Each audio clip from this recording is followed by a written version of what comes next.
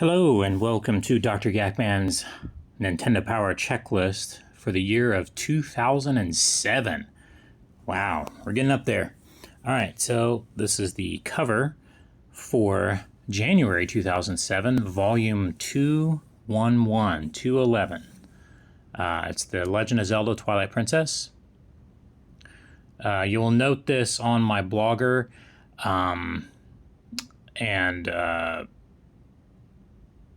when I'm doing my text checklist, sometimes there will be a semicolon, sometimes there will be a dash, sometimes there won't. It all depends on how it's labeled in the magazine sometimes, or sometimes it's just how I feel it should be labeled. So just keep that in mind when you go through my blogger and you go through the page that I have for the Nintendo Power Checklist. Sometimes things might not look right. Well, I mean, I guess if you're being nitpicky like I am, otherwise you would just see it and go, oh, okay, that's what that is, and I understand what that means. But on the binding of this, it has a semicolon for The Legend of Zelda, semicolon Twilight Princess, but blah, blah, blah.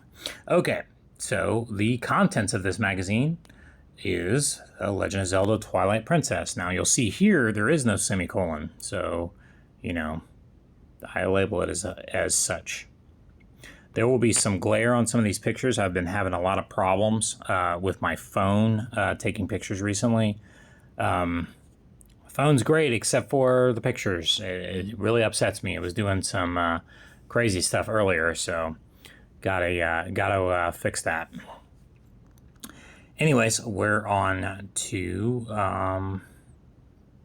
the back of the centerfold, which is Sonic's 15th anniversary. So it says 15th Sonic the Hedgehog.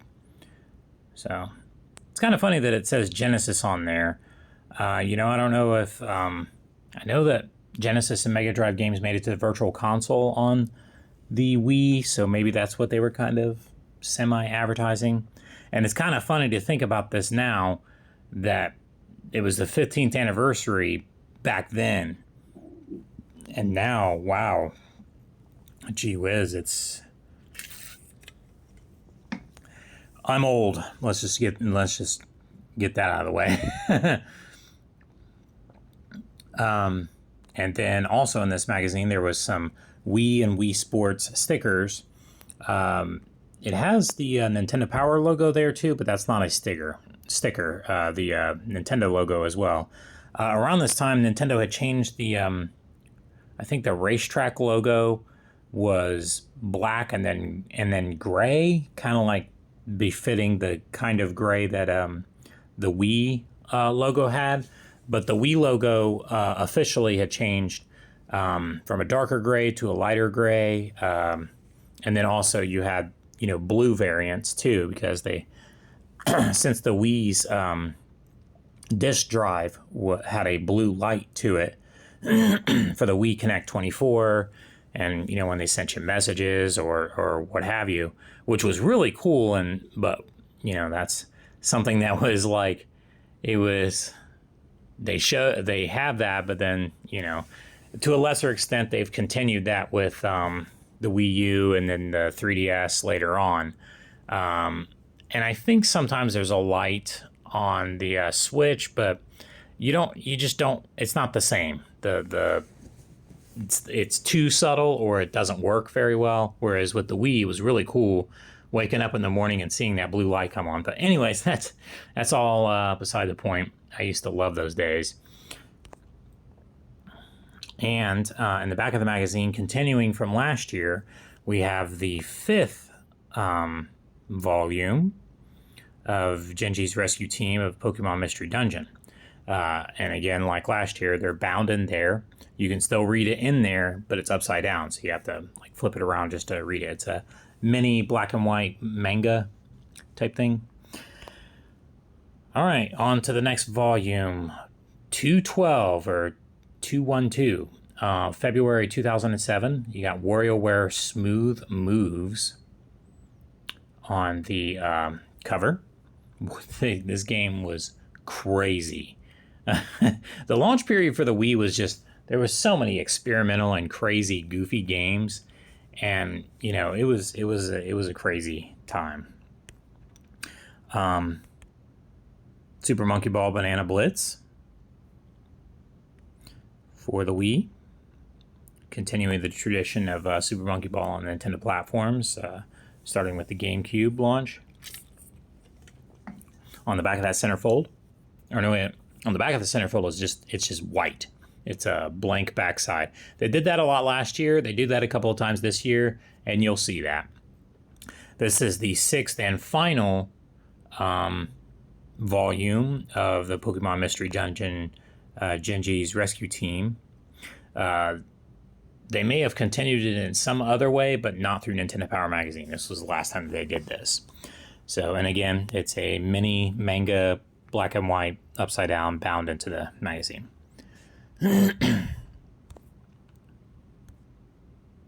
Oh yeah, and then there was another centerfold later on in the magazine. I was like, oh no, I took these pictures out of order. I remembered now.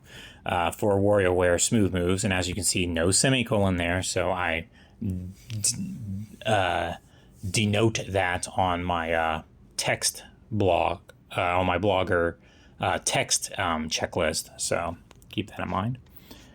I don't know why I keep picking on that aspect of what I did, but that's what I did. So, and that also had a blank backside, a white blank backside to the centerfold too. So now we're on to the next volume, which is March 2007, volume 213, which has Sonic and the Secret of the Rings as the cover. Too many Sonic games. I just have to say that. Back then, today, just too many.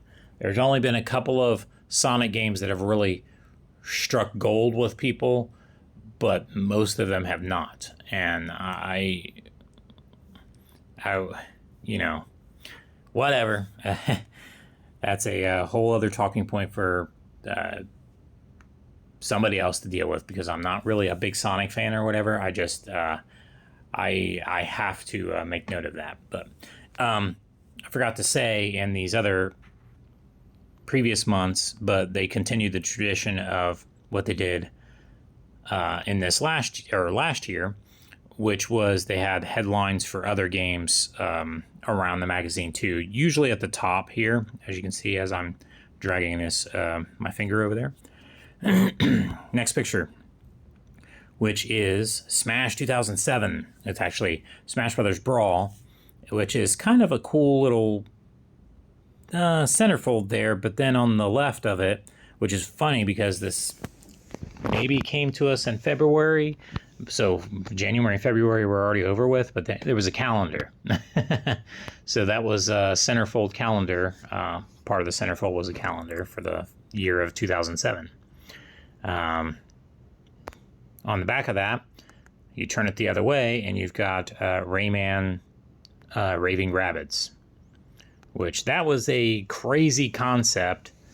Rayman was already an established franchise, and then this became like a sub-franchise of Rayman.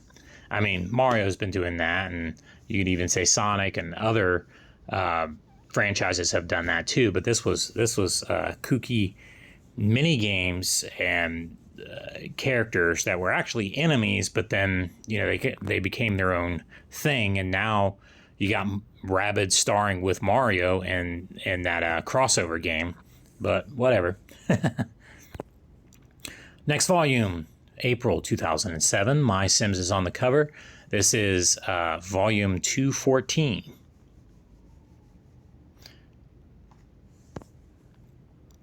There's a centerfold. This is another centerfold with a white blank background or back side to it. On the other side of it is just white. These centerfolds too are perforated, although mine are still attached to the magazines. And it's for Alien Syndrome, which was a remake of an old Sega game. I think it started off as arcade, and I think it was on Master System, but most people remember it from the Genesis Mega Drive. So, anyways, this was a kind of a pseudo remake for that on the Wii. the Wii was home to a lot of remakes and stuff like that. It seemed like a lot of the lower, I don't want to say lower end developers because that makes it sound, whatever. But they had maybe lower end projects. And of course, since the Wii was not as powerful as the HD Twins, those games would be hard to bring over to the Wii. So they bring over these side things. That's just a side note. Whatever. Next volume, which actually, if you look at this is a dual cover. I think they released these 50/50 out in the wild and to subscribers, although it notes here that it's cover 1 of 2, and then the other one says cover 2 of 2, and it says special collector's edition.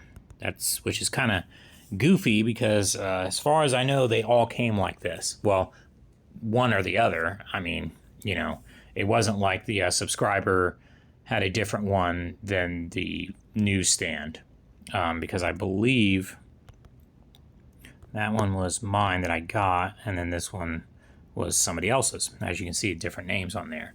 So these are both subscriber. I don't know. I don't believe that the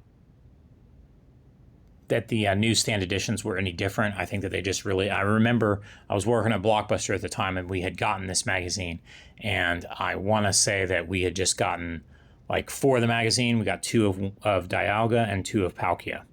So this is for Pokemon Diamond and Pearl, which was, I believe, on DS. The first Pokemon mainline games on DS. And you put them together and it looks like they're, versus each other or whatever.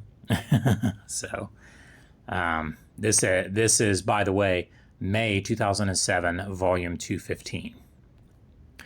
And then inside the magazine, there is a centerfold. Now this, as you can see, there's the little symbol for, which again uses that Wii white and blue scheme for Virtual Console, because they had released Virtual Console shortly after launch of the Wii, and it had games ranging from, arcade, NES, competing systems, Super NES, and even Nintendo 64, including The Legend of Zelda: Ocarina of Time, which is, I guess that's why they put this in here. I mean, it says Virtual Console, so it's got to be for that. It's the overworld map, and it also has the maps for all the dungeons and temples. And on the back, it continues with more temples and the castle, Ganon's castle. So, next volume, Knights, Journey of Dreams.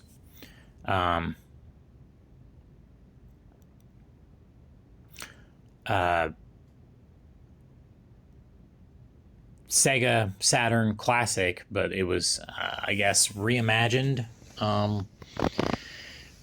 I think it was its own thing, but whatever. Again, I was not a Sega guy, so, I mean, this is cool, and it was really cool that they brought this to the Wii. I do like that the Wii did get some good gems here and there from certain developers certain times, but like, I think a lot of developers threw a lot of garbage at it. At least Nintendo Power knew which ones to put on the cover, because there was a lot of shovelware on the Wii, so we know that. Final Fantasy Fables Chocobo Tales is the centerfold, but on the back of the centerfold, also from Square Enix, is Heroes of Mana. They were really trying to, I love how when they recently did this stuff with the Switch, I shouldn't say recently, but I guess it's been a couple years now, where they were trying to revive Mana, and they acted like, what? They've been trying to revive Mana for the longest time. Secret of Mana is the best, and there's some notes here and there on some of the other games, but Secret of Mana is the absolute best. And what they need to do is, well, they've already done a lot. They've had collections, they've had but they need to return to form with whatever they're going to do next. I would say their HD 2D series of stuff that they do, they should do that with the Secret of Mana games, maybe, instead of the 3D remakes, which really weren't all that great, in my opinion. And also these remakes of the older PlayStation 3D games, that was a little, I don't know. It's hard to explain, but I prefer Secret of Mana the best. I really want to go and play that again through from beginning to end before I die. I'm talking too much about Heroes of Mana and Secret of Mana.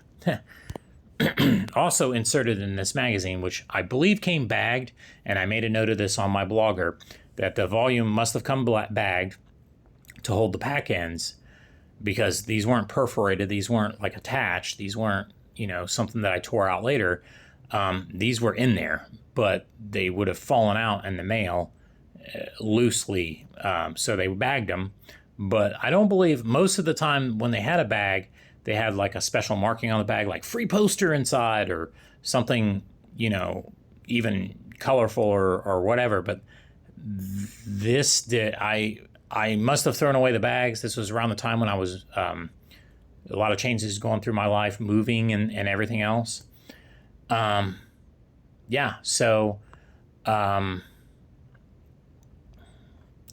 this was a advertisement.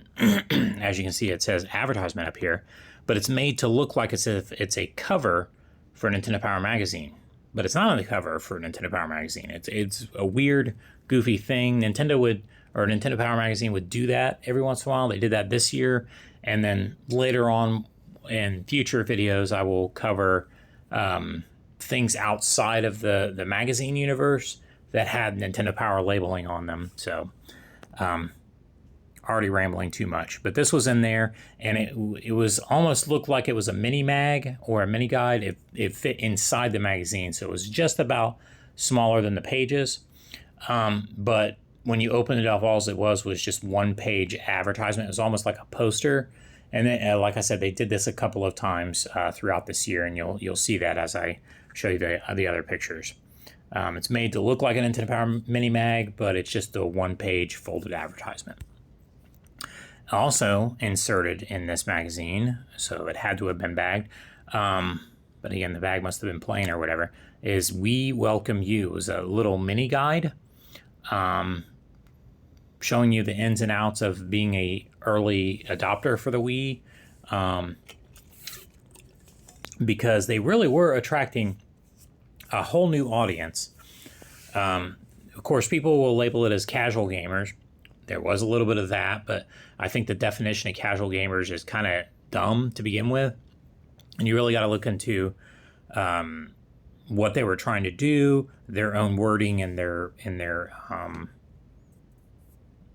when they would do their little self interviews, because outside companies, outside publications or whatever, they would interview Nintendo and they'd be like, casuals. And like, I'm sure Iwata at the time was getting tired of that.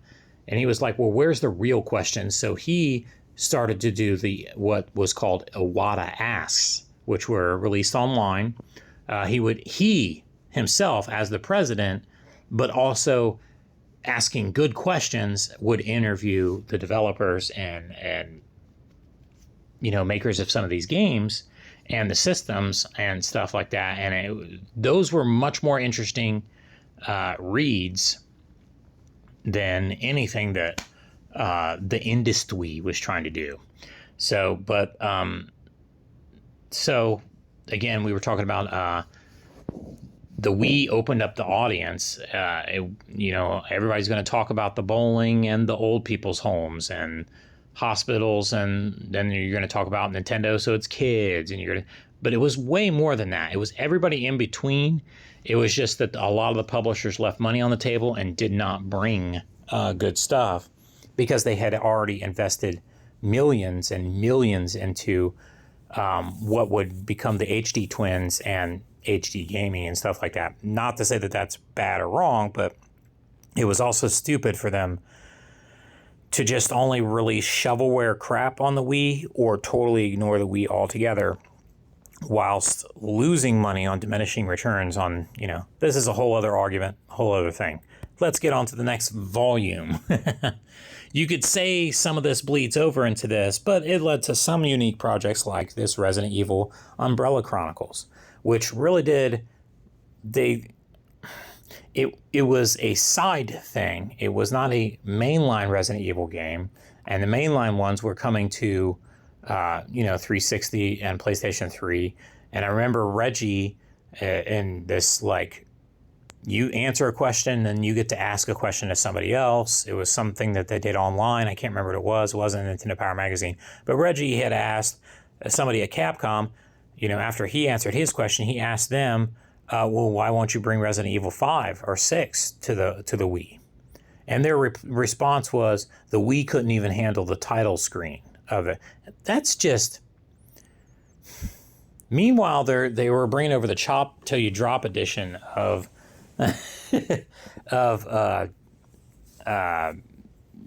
what was that? The Dead by Daylight or Dave, the one with the guy with the photographer, and it was a big thing on 360, and you had hundreds of enemies coming at you, and you could turn anything into a weapon. Man, I forgot the name of that. Anyways, it was also kind of a campy survival horror type thing, but in a different way, and was made for higher power consoles.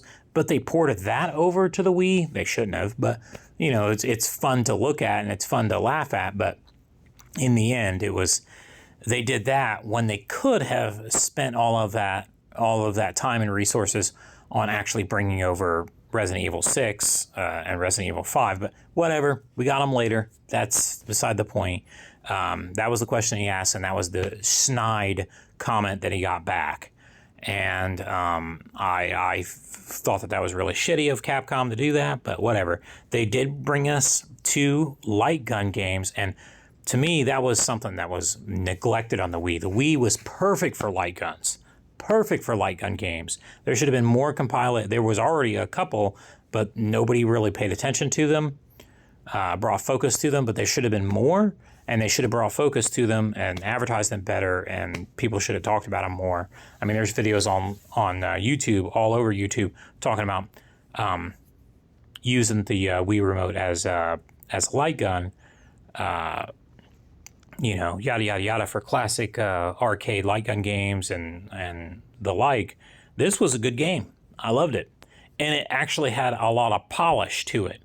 It wasn't just like the Chop to Your Drop where it looked like crap and then it didn't sell, and then they go, see, it didn't work. They do their tests, quote unquote. Oh, we're going to test the waters with Nintendo's new platform. Oh, that didn't sell. It didn't do well. Blah, blah, blah. I'm rambling again. But that was the cover for July 2007, volume 217. Speaking of Capcom, and doing something, I don't want to say ambitious, but doing something really cool, the point and click genre. This was Zack and Wiki. But before, they called it Project Treasure Island Z. This was a working title. And I make a note of that on the blogger, that it ends up being Zack and Wiki, which is highly collectible, really fun game, point and click adventure. Again, there was a lot of money left on the table with the Wii. There should have been more of those classic games, point and clicks, arcade games. There should have been more of the. Instead, we got Game Party and carnival games and just crap, basically. The crap sold because, there was a period of time where anybody was buying anything for the Wii, and that's all that they had was crap games like Just Dance. And I'm crapping on games that probably some people out there like, and I'm sorry, but they're crap. They're shovelware, whatever. Pets. Imagine babies. Here is Nintendo Power Volume 218, which is August of 2007. We are at Soul Calibur Legends. Now here is one. Look at the art. This looks great, right? The game did not end up looking good like this, though. They could have went with the cel-shaded style, but it was obviously a throwaway thing, which Namco does sometimes, especially in Nintendo's direction. I played it, I enjoyed it, but I could see how most people rejected it right away. First of all, it was a offshoot of Soul Calibur. It was supposed to be story driven, yet it didn't look good enough to hold the people who like story driven games their attention. Whatever.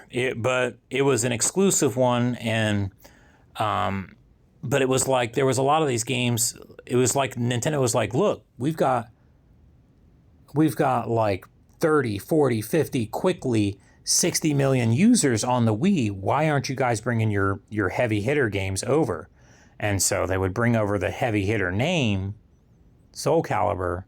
There was a Castlevania game that was released on the Wii that was actually a fighting game. So it was weird. The Castlevania-esque game was Soul Calibur Legends, although that was made by Konami, not Namco. And then Namco turned a fighting game into, but some people like that with the Mortal Kombat games when they turned them into like adventure games or action games or whatever. Beside the point, Soul Calibur Legends. I'm making way too many observations about these individual games. But at least, they weren't having Game Party or Just Dance on the cover of all of these daggone ish volumes. So, whatever. Here we go. The centerfold for this one, which I like this game, Dewey's Adventure. And I also like the predecessor to it, which was made by Konami. And I really think that this was the last time that Konami was really seemingly making games. I know people are going to crap on that, but it was they themselves. They weren't hiring somebody else to make games for them. And it wasn't like, it wasn't that they weren't making bigger titles. It was just for Nintendo, they were doing more experimental stuff like, what was it? It was Dewey's Adventure, this game, which was from the same team that worked on Elebits, which I thought both of those games were great. Now, this was somebody else who made this. On the back of that centerfold is another centerfold that was also Konami, which is Contra 4. This was on DS, and it's a great game, but I really do think it wasn't made by Konami themselves. It was made by, I can't remember who it was. They don't have their name on there. At least maybe it's in tiny print and I can't see it. But anyways, they don't have their developer logo on there. But the publisher was Konami. But it was somebody else. And, they went on to do good things. And not to say that they were bad or anything like that. But there was other developers in China and stuff like that making 4-player arcade Contra games. But it was like, because there's no copyright law in China, and they made it for cell phones and arcades or whatever. These are things that should have been done by Konami themselves, and that Konami should wrangle a hold of. And but instead they drove Contra to death again with the 3D one that they released on Switch, which I was excited about at first. The aesthetics of it looked good. I'm sure the production values were great. Why did they make it 3D? It didn't work on PlayStation. It didn't work anywhere else. Contra was a 2D side-scroller, and making that 4-player, that'd have been kicked ass, But instead, let's drive it into the ground and then say, see, they don't sell. We're not going to make them anymore. Blah, blah, blah. Anyways, this also came with another one of those little ad mini-mags, again, for Alien Syndrome, which, again, was like a one big page, but was folded to make it look like a Nintendo Power magazine, but it's just an advertisement. That was in this volume. Next volume is September 2007, volume 219-219. Metroid Prime 3 Corruption on the cover. Awesome. And then also the centerfold for this volume was Metroid Prime 3 Corruption.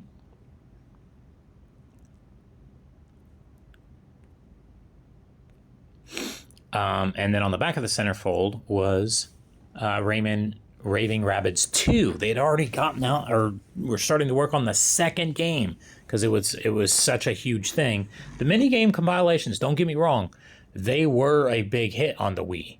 I mean, you had things that Nintendo made themselves, Wii Sports, Wii Music, Wii Party, and Wii Play, and people, love those mini games. And with this Raving Rabbids, they had kind of a hit, so they quickly brought out another one. So Mario Galaxy, Super Mario Galaxy is the cover for October 2007, volume 220. And this has a double-sided centerfold in it too. The first side is Looney Tunes Acme Arsenal, and the backside was Geometry Wars Galaxies. Usually when they had these double-sided ones, they would be the same game or they would have the same publisher, but these are different publishers. So this doesn't even really say what the publisher is. Probably Warner Brothers directly. I don't think that they were involved at all with Sierra and Kuju, but whatever. Next volume. Man, Nintendo had a hard-on for Final Fantasy, didn't they? Final Fantasy 12 Revenant Wings. And all they got was side stories and musical versions of goofiness. I'm not a Final Fantasy fan. If you've watched the other videos, you would kind of catch up on that. But anyways, that was the cover. Should have been Samba de Amigo up here. He was the real cover boy. Shonen Jump, Naruto, Clash of Ninja Revolution. Man, there must have been a ton of Dragon Ball and Naruto games, and I think there was a couple One Piece games around this time on all the different systems, and they were getting crazy with the names of the games. But whatever.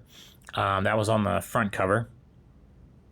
And on the back is DQM, Joker, Dragon Quest Monsters, Joker, the back of the centerfold there.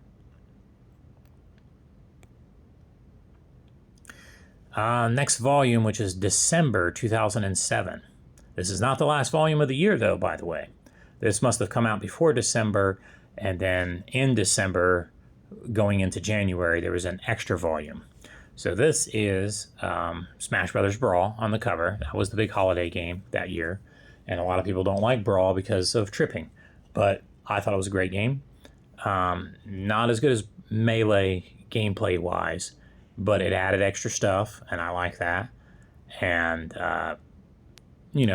it led to what we have today with Smash Brothers, which is great. So I'm drinking because I'm dying over here. The centerfold in this volume was Mushroom Men Spore Wars, and then on the back side of that is Insecticide. There was also, because this was a big major change that was coming to the magazine, I'm just going to read to you what I wrote on my blogger. This is a letter from Nintendo Power Editor-in-Chief Chris Slate at the time. This is to inform readers that Nintendo was no longer going to publish the magazine themselves, and that Future Publishing was taking over. I don't know if you know about Future Publishing, but this letter had an ad for the ESRB on the back. Personal note, and elaborate here, Future Publishing wasn't a good turn for the magazine, in my opinion. It just wasn't. There's way more ads, many unneeded extra issues diluting the Nintendo Power brand, and to cash in on the Wii and DS era, because believe me, like shovelware games that came out on the Wii, like all the accessory companies that came out of the woodwork to bring out pieces of plastic for the Wii, like everybody, they wanted to cash in on that money because the money was there. I mean, and it's not because the Wii audience was not discerning. I think the majority of it was, but then you also had the low dangling fruit of people who they were excited, they got it. It was cheaper than the HD Twins, so they decided to spend more money on crap, but whatever, DS era. And then Future Publishing also confusingly changed the difference between newsstand and subscriber volumes, which in some ways as a collector is very difficult and don't like. And you'll see that as future videos come out because Future took over. And future videos in the checklist, not to be confused with what I was saying, Future Publishing. They released, it was a cash-in. I think they really literally wanted everybody to subscribe, but then also buy the newsstand edition because they added a lot of newsstand stuff, extras that subscribers didn't get. And I'm thinking to myself, no, the subscribers should get the extra stuff, not the newsstand people. Whatever, they did that, and it kind of ran the magazine into the ground, is what I noted on my blogger. Also in this volume was a full-size stapled, it was full-size, each page was a calendar month, and then it had a picture for each respective game from Virtual Console. 2008 Virtual Console calendar. So that's awesome. And this volume must have also come bagged, as I noted on my blogger, because of the extras that came with it. Well, at least the letter and the calendar. Now we're on to the next volume. The last volume of the year, or I count it as this year, is Holiday 2007, because it says 2007 after all. This is volume 223, and it's got No More Heroes on the cover, which, cool franchise. I like it. I'm not going to comment more on that because I've already commented too much on the other franchises on the other covers. But anyways, you got Godzilla Unleashed. This picture is really blurry, and I'm sorry about that. As the centerfold, and then on the back of it was advertisements for, or the ads, I guess you could say, 3-page ads turn into one centerfold.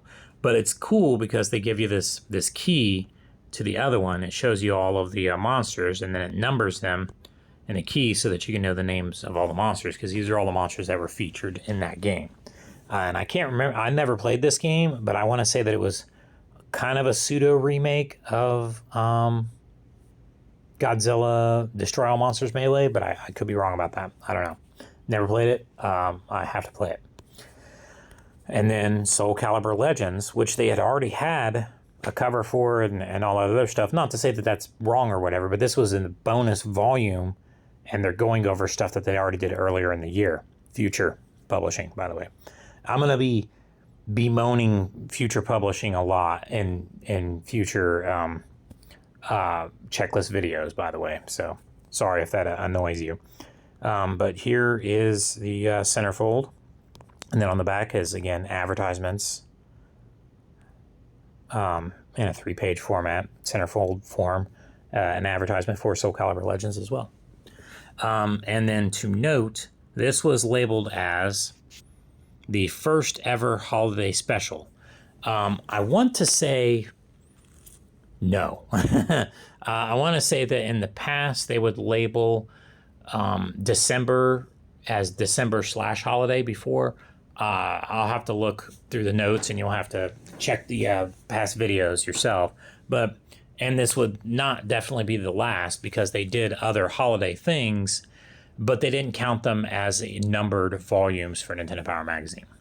So now we're at the end of the video, and this is the binding, which continues the tradition of the previous years, well, year and a half, I should say, of the black binding with the white text, Nintendo Power Big on the top, and on the bottom you actually had the month and year and the volume, which is convenient for, trying to find them, as I have them on my shelf. It's kind of hard to look through. But then the last two, which were Future Publishing, had smaller Nintendo Power right here, logo at the top, and the binding, again, a little bit smaller fonts, so that they could probably fit more stuff in there. And they continued with